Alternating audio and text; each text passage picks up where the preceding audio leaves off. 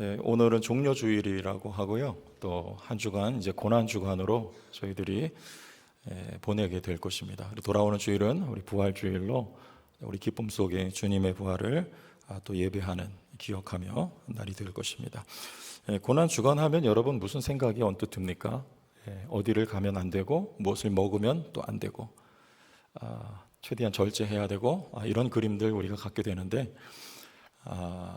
물론 필요합니다. 자중하고 절제하면서 우리가 한 주간을 경건하게 보내야 하겠다, 이런 참 기특한 마음이고 하나님도 그 중심을 받으시리라 생각이 되지만, 또 거기서 한 걸음 더 들어가서 주님이 받으신 고난으로 인하여 나에게 온 혜택이 뭐냐, 혜택 아시죠? 혜택이 뭐냐, 또 나에게 온 복이 뭐냐, 이것을 우리가 알고, 고난 주간이지만 눈물도 있어야겠지만 또 감격의 눈물이 있어야 되고 또 감사가 있어야 되고 기쁨도 있어야 됩니다. 그게 우리가 고난 주간을 잘 보내는 것입니다.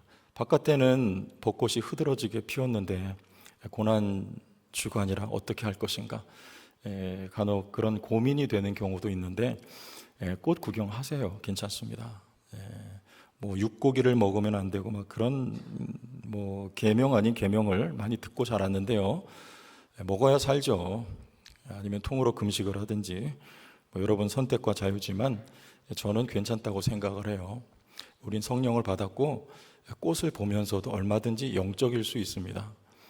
꽃을 주신 하나님 앞에 감사하고 그 아름다움을 하나님께 찬송하고, 또 나의 존재됨이죠. 내가 꽃을 보면서도 하나님을 기억하고 기릴 수 있다는 것은 나에게 주신 하나님의 은혜이니까, 우리 무엇을 먹으면서도 또 좋은 것을 보면서도 우린 영적일 수 있어요. 그러니까 여러분 하나님의 은혜를 기억하며 한 주간을 보내시면 됩니다. 오늘 이 특별히 본문의 의미는 자랑질들을 하니까 교회 안에서 나는 누구파다, 베드로 게바 같은 이름인가요? 또 아볼로 또 그리스도파 이렇게 하니까 자기의 지도자들 이름을 앞세워 가지고 서로 자랑들, 잘난 척들 한단 말이에요. 그러니까 자랑하지 말고 잘난 척하지 마라. 지금 바울이 그 말씀하는 대목에 이 복음은 너희가 복음으로 하나님 자녀들가 되었는데 너희의 이해력이 탁월하고 너희가 지혜가 있어서가 아니고 이 세상에서는 이 복음이라고 하는 것이 미련하게 여겨진다. 너희도 그와 다를 바가 없었지만 하나님이 너희에게 특별한 은혜를 주셔서 너희가 복음을 받아들이고 은혜 받은 자들이 되었으니까 자랑은 예수만 자랑하고 너희는 자랑하지 말아라, 그 말씀을 지금 하고 있으며 그 대목에 오늘 21절을 말씀하고 있는 것입니다. 그래서 이 복음이 이 세상에서는 지혜가 될 수 없고 또 가치 있는 것이 될 수 없고, 그래서 반대로 미련한 것이 될 수밖에 없는 거다. 바울이 이런 이야기를 하고 있어요. 그렇지만 우리에게는 그 미련하게 여겨지는 복음이 능력이 되고 하나님의 지혜로 우리에게 받아들여진다. 바울이 이런 이야기를 지금 하고 있는 것입니다. 자, 여기서 그래서 이 복음은 우리가 지난주에도 복음을 나누고 오늘도 또 연이어서 복음을 나누지만은 이 복음은 이 세상에서는 미련한 가치, 값어치 없는 것으로 이렇게 여겨지는 것이 바로 복음이다, 그런 이야기를 하는 거예요. 왜냐하면 이 십자가 복음하면, 그리고 십자가에 죽으셨던 예수의 부활, 다시 살아나심, 이것이 복음의 핵심 내용인데 이게 세상에서는 이해가 안 되고 값어치 있게 받아들여질 수도 없고 그리고 논리도 아니고 참 그런 거예요. 이게 너무나 전설 같고 신화 같은 이야기고 전설의 고향이나 나올 법한 이야기, 그거 우리가 믿고 있는 복음 아닙니까? 이게 세상에서 복음을 이해하는 기조입니다. 제가 20살 초반 무렵에 교육전도사 생활을 할 때에 저희 친구 어머니를 마트에 갔다 만났는데 그 어머니가 저한테 그런 이야기를 하세요. 네가 허우대가 이렇게 멀쩡한데 어디 가서 네가 돈을 벌면 한 달에 막 200-300만 원 못 벌겠냐, 근데 너 왜 그렇게 사니, 그러는 거예요. 이해를 못하는 거죠. 왜냐하면 당시에 교육전도사는요 월급이 30만 원이었어요. 지금은 뭐 한 100만 원 이렇게 막 하고 괜찮은데, 그러다 보니까 월 30만 원 사례 받아가지고 책 사보고 학교 다니고 뭐 어떻게 할 거예요 그거? 그러니까 그렇게 생활을 하니 그런 이야기를 하는 거예요. 이해가 안 된다. 너 몸동 사지 멀쩡하고 뭐 못 배웠냐, 뭐 빠지는 게 있냐, 왜 그렇게 사냐, 이런 거죠. 그런 관점으로 세상은 예수를 보고 우리 믿는 자들조차도 그렇게 봅니다. 이해가 안 돼요. 너가 가지고 있는 게 있는데 왜 그 가지고 있는 거 활용을 못하고 지질이 궁상으로 살아가냐? 김병종이라고 하는 화가가 바보 예수 그림을 그렸어요. 저 바보 같죠? 저 누구냐? 예수님 사진을 저렇게. 근데 저는 바보 같은데 꼭 영구 같아요, 어떻게 보면. 근데 은혜가 돼요. 은혜가 되더라고요. 왜 예수님이 저렇게 바보, 세상에서는 바보요, 미련한 자로 여김을 받았느냐? 그거죠. 여러분, 예수님은 얼마나 힘이 많아요? 지혜가 많습니까? 능력이 있습니까? 실력이 있습니까? 그런데 병자를 고칩니다. 앉은 병 일으켰어요. 심지어 죽은 자를 살렸습니다. 얼마든지 권자에 올라가서 천하를 호령할 수 있는 능력과 실력을 가진 분인데도 불구하고 왜 한마디 변명도 없이 십자가에 못 박혀서 죽어야 돼? 침뱉음 당하고 뺨을 맞아야 되고 창에 찔려야 되고 왜 그렇게 힘없이 죽어야 되느냐? 이 지점에서 제자들도 다 실망하고 가는 거예요. 제자들조차도 예수를 미련하다, 이렇게 이해를 하는 것이죠. 여러분, 왜 예수는 바보였습니까? 왜 미련했습니까? 세상은 이거 이해를 못해요. 여러분들 왜 이 자리에 주일날 이 귀한 시간에 쉬어야 할 시간에 이 자리에 나오셨습니까? 왜 그것도 그냥 오는 게 아니라 극장에는 가서 여러분들 좋은 거라도 보잖아요. 지루한 설교 들으면서 헌금까지 내면서 여기 오셨어요. 세상 사람들이 볼 때는 이게 절대로 이해가 안 되는 겁니다. 우리가 예수를 믿을 때 여러분 이해하고 믿는다고 생각하세요? 그럼 처음 예수 믿을 때 물론 모태신앙 제외하고 이해하고 믿었습니까? 성경 말씀이 이해가 되던가요? 저는 중학교 때 교회 가기 전부터 이상한 마음이 있어요. 나는 교회 다녀야 될 사람, 나는 예수를 믿어야겠다, 이런 마음이 있었어요. 근데 어느 날 교회 앞을 지나가다가 아마 그 교회 뭐 집사님이나 남자분인데 되는 것 같아요. 저한테 붙들고 막 한참 일장 연설을 저한테 하는 거예요. 근데 무슨 말인지 하나도 못 알아먹겠어요. 지금도 모르겠어요. 단어 하나 딱 생각, 죄, 뭐 죄인, 뭐 이런 이야기를 막 하는데 뭐 하자는 거냐. 근데 끝 마무리에 저한테 그런 이야기를 하세요. 오늘 저녁에 우리 교회 예배가 있는데 너 교회 나와라, 그러는 거예요. 제가 뭐라 그랬게요? 네, 그랬어요. 예수 믿어라. 네, 믿겠습니다. 안 갔어요. 근데 왜냐하면 혼자 못 가겠더라고요. 쑥스러우니까 혼자 누가 인도해줘야 가지. 2년 있다가 제가 교회를 나갔는데 이해하고 믿는 게 아니에요. 여러분, 하나님은 우리에게 믿음을 먼저 주시는데 누구에게 그런 믿음을 주시느냐? 24절 읽진 않았지만 오직 부르심을 받은 자들에게는 그래요. 그리스도는 하나님의 능력이요 하나님의 지혜니라. 부르심을 받은 자는 누굽니까? 하나님이 택한 사람들이 있다는 거예요. 그들에게 하나님이 믿음을 무엇으로 주십니까? 선물로 주세요. 에베소서 2장 8절에 너희는 그 은혜에 인하여 믿음으로 말미암아 그랬어요. 믿음으로 말미암아 구원을 받았다. 믿으면 열려요. 믿으면 이해가 되기 시작합니다. 처음 믿을 때 예수를 나의 구주로 영접하고 믿음 생활을 해 나가면 나갈수록 깊이가 열리게 되어 있습니다. 우리가 이해하고 믿는 게 아니에요. 하나님은 여러분에게 믿음을 선물로 주셨으며 믿음 있는 자가 하나님의 세계, 영적인 세계, 영적인 진리, 영적인 원리를 이해하게 됩니다. 왜냐하면 그때부터 성령께서 우리의 스승이 되셔서 가르쳐 주시기 때문인 것이죠. 여러분, 이 성경은요 성령으로 말미암지 않으면 풀리지가 않아요. 이상한 데로 갑니다. 신신학자들은요 이해가 안 되니까 이 성경을 도매금으로 다 설화라고 그래요. 설화가 뭐예요, 여러분? 신화잖아요. 전설이잖아요. 창조 설화예요. 요나가 물고기 뱃속에 들어갔다가 3일 만에 다시 살아나온 그 얘기, 설화에 지나지 않아요. 이해가 안 되기 때문에 믿을 수도 없어요. 이해가 안 되는데 어떻게 믿느냐? 그러나 우리 개혁주의 신학의 방법은요 믿음으로 신학하는 거예요. 그래서요 믿으면 이해가 되는 거예요. 믿으면.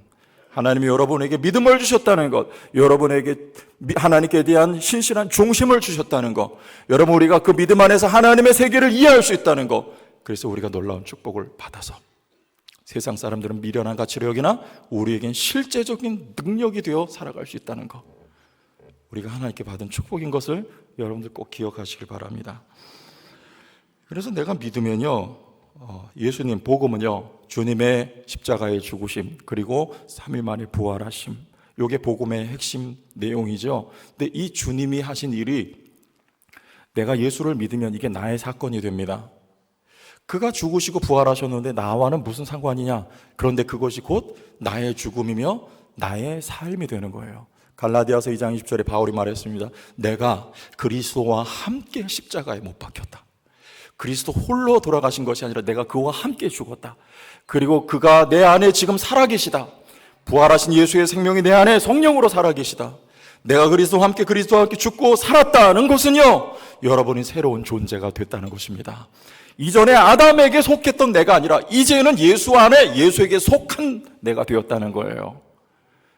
여러분, 그래서 우리는 그리스도 안에서 생각에까지 새롭게 지으심을 받았습니다. 우리의 생각도, 우리의 마음도, 우리의 몸도, 여러분 인생이 새 것이 되었어요. 누구든지 그리스도 안에 새로운 창조물이라고 했습니다. 어떻게 해야 되겠습니까? 누구에게 속한 자로 살아야 돼요? 누구에게 속한 자로 생각을 해야 하겠습니까? 예수 그리스도에게 속했고 예수와 한 몸이 되었으니 그와 함께 죽음에서 일어섰으니 여러분 우리도 죄에서 승리했습니다. 승리할 것입니다. 사망 권세를 이겼습니다. 우리에게 준 놀라운 축복이에요. 그래서 바울이 말해요. 사망아 너의 이기는 것이 무엇이냐? 사망아 너의 쏘는 것이 어디 있느냐? 바울이 말합니다. 그런데 우리의 실존의 모습은요, 여전히 죄가 있고 여전히 죄를 짓습니다. 여러분이 꽃 한 송이를 제가 가져왔어요. 이거 어디서 가져갈게요? 이 앞에서 뽑아왔어요. 오늘 이 헌화하신 분은 아낌없이 쓰임받는 여러분 섬김이 되는 거예요. 이게 살았습니까? 죽었습니까? 살았어요? 죽었어요? 살았다는 분 손 들어보세요. 손 내리시고. 죽었다는 분 손 들어보세요. 안 드신 분은 뭐예요? 살았다 죽은 겁니까? 죽었다 살은 거예요? 부활했어요? 이거 죽은 거죠? 시간 문제예요. 아침에 쌩쌩했는데 벌써 시들어졌어요. 일부 예배 때. 이게 곧 말라 시들어서 없어집니다. 죽은 거예요. 여러분 안에 지금 역사하고 있는 죄는 그런 겁니다. 이미 죽은 거예요. 믿습니까? 뱀의 머리는 이미 이겨져. 그건 죽은 거예요. 그러나 지금 아직도 노릇을 하고 있는 것 뿐입니다. 여러분에게 죄의 세력이 아직도 주장을 하고 있는 거, 죽은 거 끝난 거예요. 예수의 승리한 생명이, 사망 권세를 깨트린 생명이 여러분 안에 지금 자리 잡고 있습니다. 들어갔습니다. 그러므로 여러분들 예수와 함께 승리한 것입니다. 죄의 권능이 여러분에게 힘을 쓸 수가 없어요. 그래서 우리에게는 모든 저주가 다 그쳤다, 이거 믿어야 돼요. 혈루증 열대를 앓던 여인이 예수님 만나 예수님을 붙듭니다. 그때부터 혈루의 근원이 말라요. 혈루라고는 구약 성경에, 여러분 구약 성경이 그건 저주예요. 몸에서 유출이 있는 거는 그 저주예요. 예수를 만나면 저주가 그쳐집니다. 여러분 안에 예수가 계십니다. 여러분 저주가 그쳤어요. 지나갔습니다.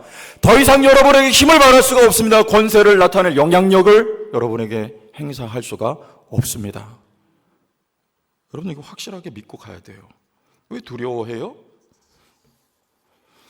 그래서 여러분 우리 여호수아서 17장 14절에 18절 예를 돕습니다. 우리 쭉 보시고 제가 한번 읽으면서 설명을 드리겠습니다. 여호수아서 17장 14절부터 18절 보면 여기 요셉 자손 이야기는, 요셉 자손 누굽니까? 에브라임과 므낫세, 이들이 땅을 분배를 받았어요. 그런데 그 분배 받은 만큼에서 더 나가질 못해요. 그러면서 좁다 그래요. 자기들 받은 게 불평하고 원망해요. 그리고 두려워까지 하는, 심지어 자 봅니다. 요셉 자손이 여호수아에게 말하여 이르되 여호와께서 지금까지 내게 복을 주심으로 내가 큰 민족이 되었거늘 당신이 나의 기업을 위하여 한 제비 한 분깃으로만 내게 주시면 어찌함이니까 하니 여호수아가 그들에게 이르되 내가 무슨 민족이요? 큰 민족이란 말이에요. 큰 민족이 되므로 에브라임 산지가 내게 너무 좁을진데, 여기 수가 많아요. 좁을진데 브리스 족속과 르바임 족속의 땅 삼림에 올라가서 뭐하라? 스스로 개척하라요. 개척하라. 여러분 개척하십시오. 개척교회 하란 말이 아닙니다. 여러분 생각을 개척하세요. 마음을 개척하세요. 예? 여러분 삶을 여러분 개척하십시오. 요셉 자손이 16절 이르되 그 산지는 우리에게 넉넉하지도 못하고 불평하는 거예요.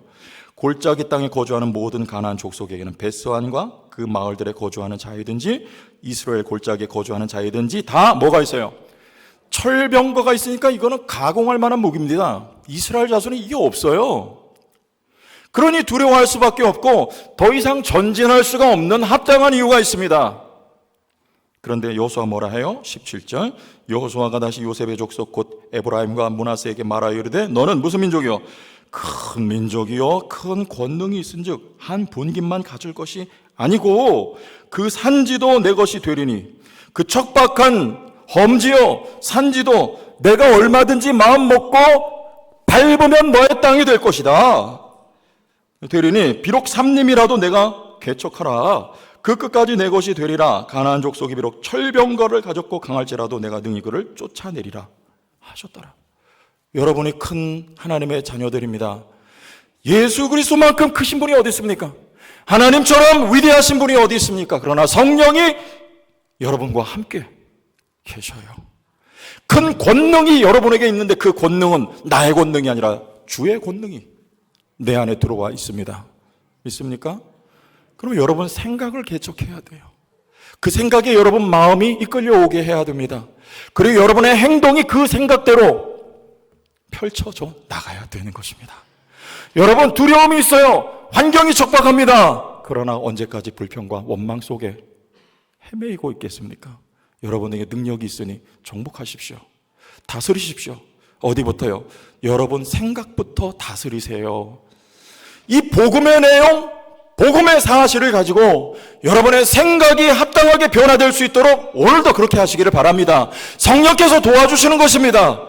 여러분 예수와 함께 죽었고 다시 산 새로운 피조물입니다. 이전 것은 다 지나갔어요. 새롭게 생각하세요. 내 안에 능력과 권능이 있다. 어려움이 있습니까? 생각부터 바꾸세요. 그리고 명령하세요. 마음으로 외치세요. 여러분 생각이 바뀌고 마음이 바뀌고요. 여러분 그 능력이 여러분의 삶을 변화시키는 것입니다. 삶이 변화되어 나의 생각이 변화되는 거 아니에요. 그건 세상 사람들의 방식이고요. 우리는 생각과 마음이 변화되어 삶이 달라지는 거예요. 이게 그리스도의 능력 그리고 평안이라고 하는 것입니다.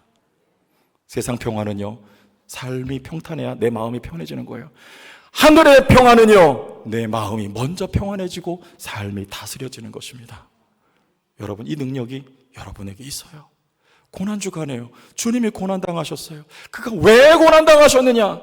나에게 권능과 능력을 그리고 은혜를 축복을 생명을 주시기 위하여 그가 흘리신 피 아니겠습니까?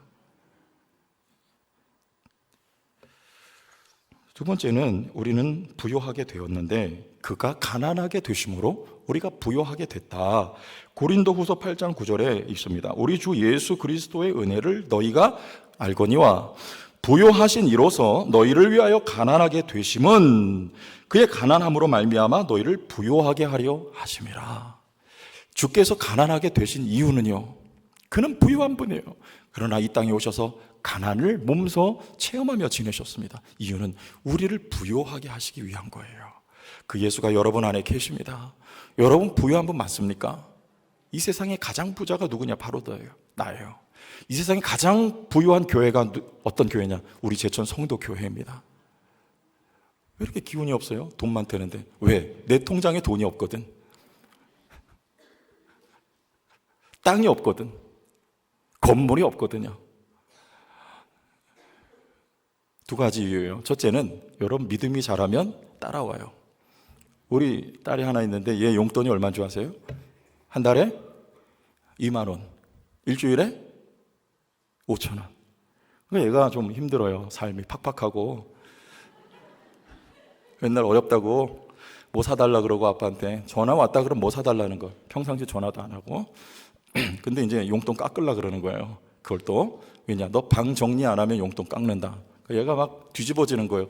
아니 치사하게 한 주에 5,000원 주고서 월화수목금 토요일 주일은 뭐 먹고 살란 말이야 나한테. 그러니까 근데 그 애한테요 지금 100만 원 소용이 있을까요? 없어요. 1,000만 원 주면 안 돼요. 여러분 우리가 잘하면 하나님이 알아서 다 주시는 거예요. 믿습니까? 우리 믿음이 자라야 되는 거예요. 그럼 하나님이 다 필요한 것 이상으로 주시고, 두 번째는 우리가 여기에 쌓아놓는 거 아니고 저 하늘에 다 쌓여 있어요. 우리 여러분 주거래 은행은 어디입니까? 농협 뭐 여기 주변의 은행들이죠.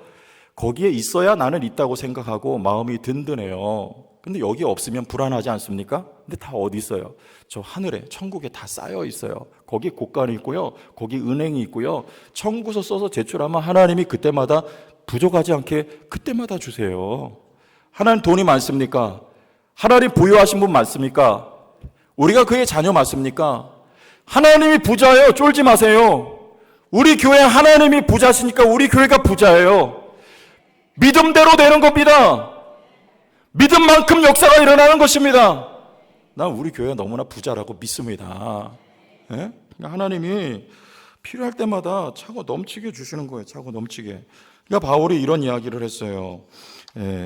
우리 고린도 전서 읽었던 말씀 8장 15절에 기록된 것과 같이 많이 거둔 자도 남지 아니하였고 적게 거둔 자도 모자라지 아니하였느니라. 이게 우리 출애굽기 말씀에 이게 만나 이야기죠. 하나님이 그날 먹을 것만 적당히 거두라 그랬어요. 근데 여기 왜 많이 거뒀는데 그거 썩게 만듭니까?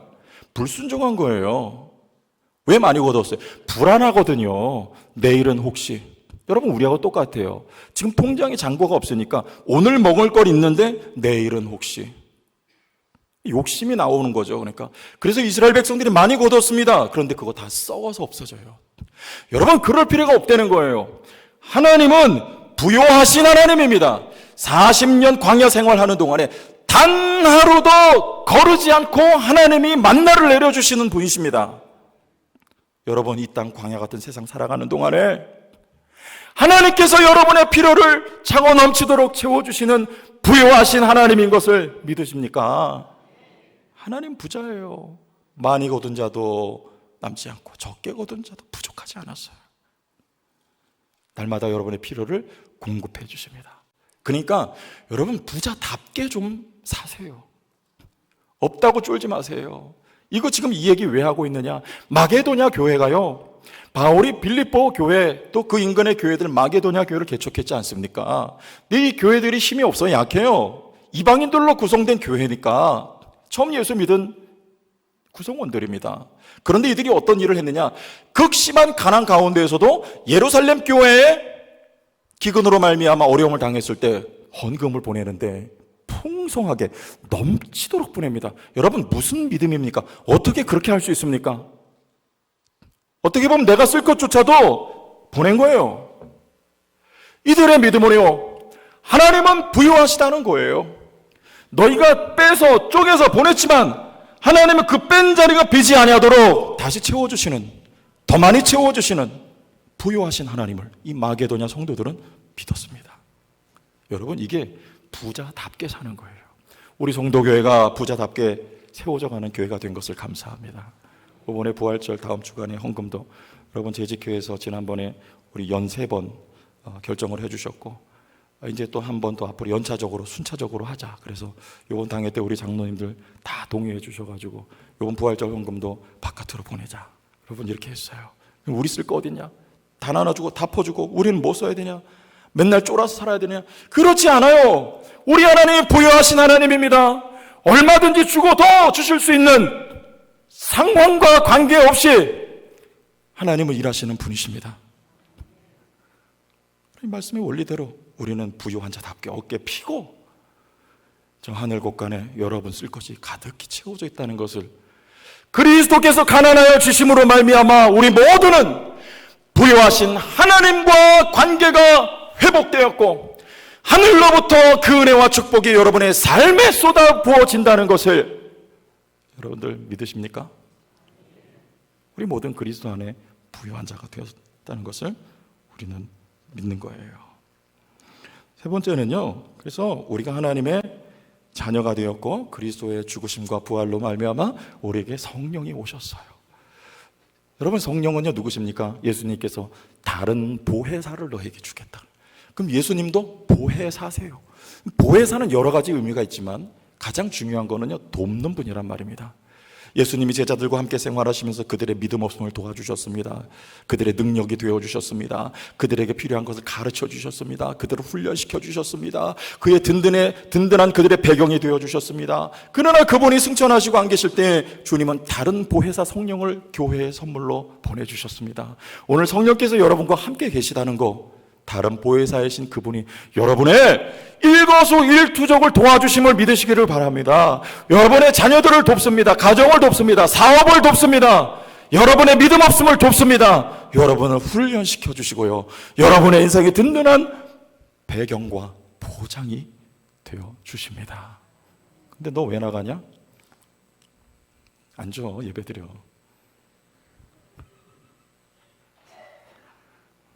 우리 청년이니까 제가 이렇게 하는 거예요. 이해해 주세요. 우리 청년들, 제가 지도했던 청년들이니까. 예배들이 다 나가는 거 아니야? 화장실 가고 싶어? 네, 그러면 살짝 나갔다 와도 되고. 여러분, 말 한 마리는요 2톤을 끌어요. 두 마리는요 24톤을 끈대요. 엄청난 차이죠. 이 시너지라고 하는 거예요. 근데 우리는요 이 숫자보다 더 중요한 건 누가 나와 함께 하느냐, 이게 더 중요한 큰 시너지를 우리에게 주는 것입니다. 여러분은 하나님이 함께 계시고 보혜사이신 성령이 함께 계셔서 내가 하면 요만큼인데 그런 말할 수 없이 큰 일을 여러분을 통해서 해내실 수 있는, 우리 교회를 통해서 하실 수 있는 성령님인 것을 우리는 기억해야 됩니다. 설교가 제가 한두 편이 아닌 거 다 아시죠? 새벽에 설교해야 되죠. 주일 1, 2부 설교, 새벽 설교, 저녁 설교, 수요 설교, 금요 설교, 신방 설교. 요즘엔 조금 우리 목사님들하고 나눠서 하지만 때에 따라 나눠서 하기도 하고 제가 다 하기도 하고 이렇게 하는 거예요. 여러분, 근데 이거 설교집 보고 해야 돼요? 어떻게 해야 돼요? 이거 어떻게 다 짜내야 돼요, 설교를요?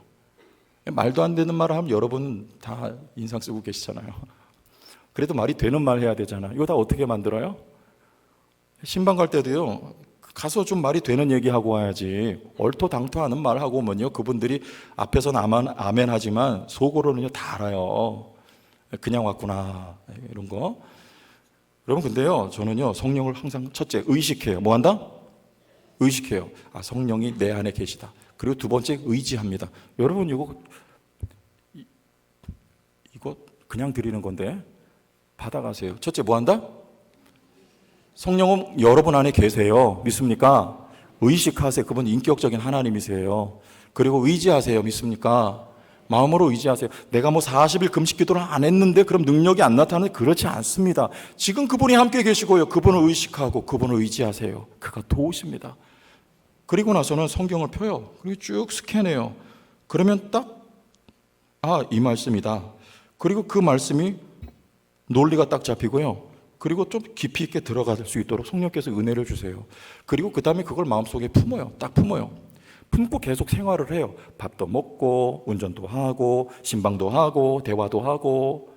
근데 밥 먹다가 저한테 집사람이 물어봤는데 제가 대답을 안 할 때는요, 설교 준비하고 있는 거예요. 밥 먹으면서 그 말씀인데 하고 품고 있으면요, 이 말씀이 다 돼지가 나눠지고요, 가지를 뻗어가고 하나님께서 필요하면 예화도 생각나게 해주셔가지고 말씀을 전할 수 있도록, 누가요?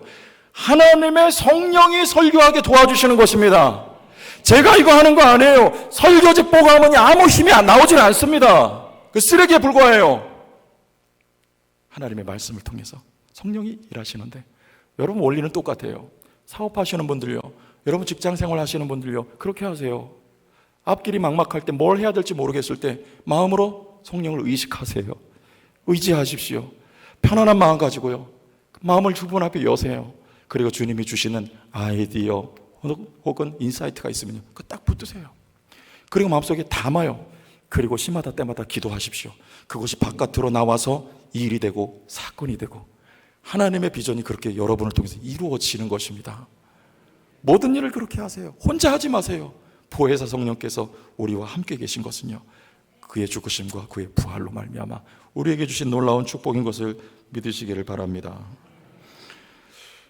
그러니까 우리 이제 이음 플러스를 시작했잖아요. 그런데 여기도 마찬가지예요. 어르신들이 한 분, 두 분 이렇게 오시고, 아마 오늘 오신 새 가족도 수요일 날 통해서 이렇게 오늘 등록까지 하신 것 같아요. 그런데 뭐 이렇게 매주마다 수요일 날 한 50여 분 정도 오고, 스텝까지 하면은 다 막 70명 정도 모여서 우리가 함께 즐겁게 예배하고, 또 목장 나눔도 하고, 또 식사도 하고, 부족하지만 식사도 준비해서 어른들 섬겨서 그냥 빵 쪼가리 해서 돌아가시지 않게 하려고 그냥 제가 자녀된 마음으로 그런 마음이 들고, 또 여러분들이 협조하고 도와주셔가지고 그렇게 진행이 되고 있어요. 그런데 한편은 조금 이제 약간 답답한 구석이 뭐냐면, 이 우리가 공간이 좀 부족하지 않습니까? 그래서 여기저기 소그룹실이 쫙 있으면 목장 모임할 때도 소그룹실로 다 들어가서 편안하게 할 수가 있고, 밥을 먹고도요, 이게 설거지를 할 때도 우리 권사님들이 도와주시는데 허리가 끊어질 것 같아요. 여기 수그리고 하려니까 참 어려운 중에서도 기쁘게 봉사해 주시니까 너무나 제가 감사하고 축복합니다. 그런데 앞으로는 이거 어떻게 할 거냐, 앞으로 계속 이렇게 해야 되느냐, 이런 생각이 들까요, 안 들까요? 들죠. 그런데 여러분, 어떻게 하면 될까요? 성령을 의식해야 되는 거예요. 아멘? 성령을 의지해야 되는 거예요. 성령이 지금 일하고 계신 것을 저는 믿는 거예요. 여러분, 좋은 일을 하나님이 역사하심이 있을 때 그냥 되는 건 단 한 번도 없어요. 성경에요, 아브라함에게 하나님이 예비하신 여호와 일의 축복은요, 그냥 된 적이 없는 거예요. 이삭을 여러분 데리고 모리아산에 올라가서 그를 잡아서 드리려고 하는 결단까지 얼마나 힘든 결단과 과정입니까? 그 과정을 지나야 여호와 일의 예비하심을 만날 수가 있는 것처럼, 여러분은 한 번에 다 되는 게 아니에요. 편안하게 다 일이 이루어지는 것이 아닙니다. 어려움이 있고 굴곡이 있고 갈등이 있습니다. 하나님이 천지를 창조하실 때에도 혼돈이 있었어요. 공허, 텅 비어 있었어요. 흑암이 있었습니다. 그러나 중요한 것은 그 위에 하나님의 신이 운행하시니라. 그 위에 하나님의 신인 성령께서 지금 창조의 역사를 진행하고 계셨듯이, 우리 성도교회 성령께서 지금 하나님의 놀라운 역사를 일하고 계시리라는 것을 저는 믿는 것입니다. 성령을 의식하는 것입니다. 성령을 의지하는 것입니다. 때가 되면 누가 하시느냐? 텅 빈 곳에 하나님이 충만하게 하시는 거예요. 혼돈 속에 주님이 질서를 세우시는 것입니다. 흑암 가운데 하나님이 빛을 창조하시는 것입니다. 그때 우리는 부인할 수가 없어요. 이것을 누가 했느냐? 하나님이 하신 것이다. 기적이다. 믿습니까?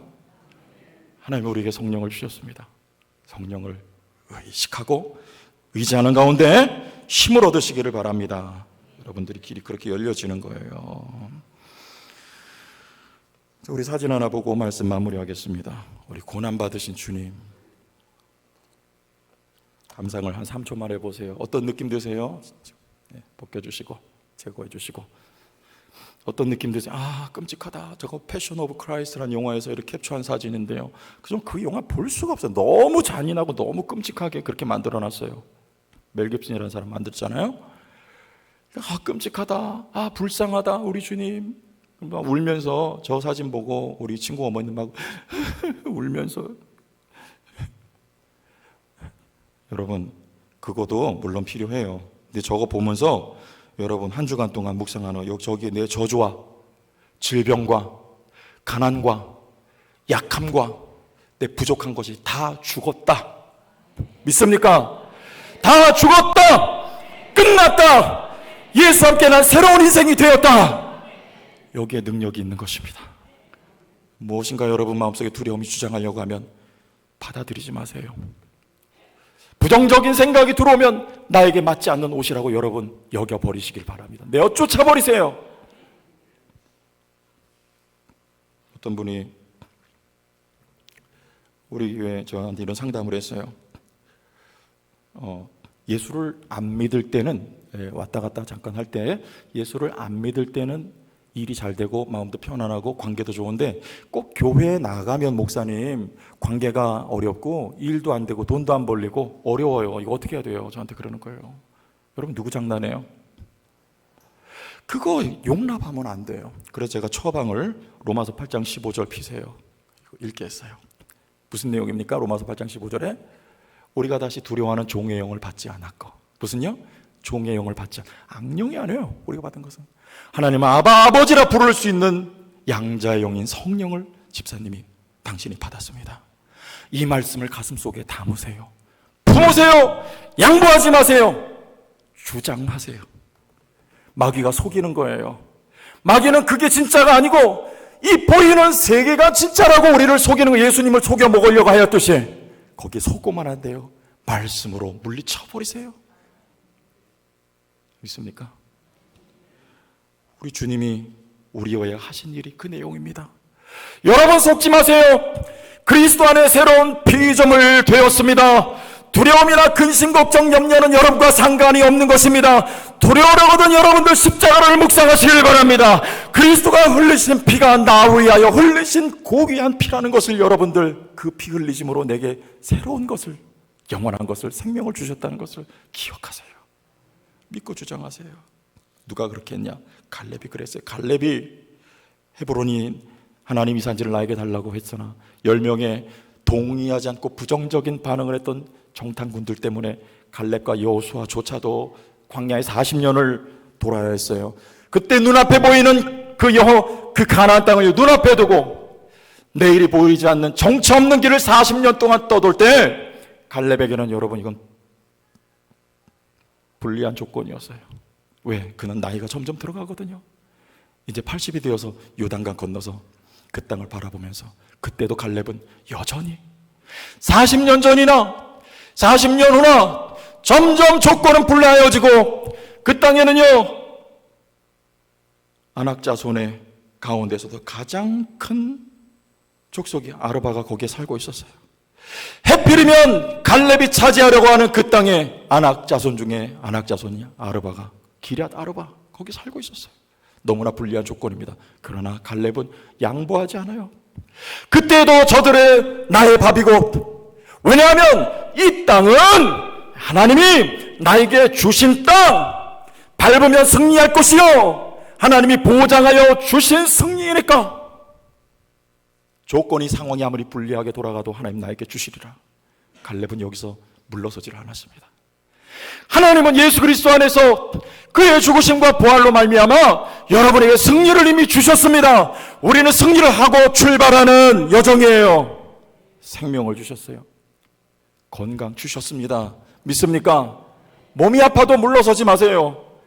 주님이 나의 질병을 대신 짊어지신 것입니다.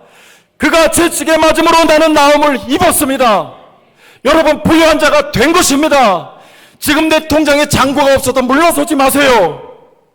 하나님 여러분 부유한 하나님의 자녀들로, 백성들로 삼아주신 것을 돌아오는 한 주간 주님의 고난을 묵상하면서 하나님이 나에게 베푸신 은혜와 이 혜택을 곱씹으며 하나님의 능력과 권능이 나타남을 경험하는 한 주가 되기를 예수님의 이름으로 축원합니다.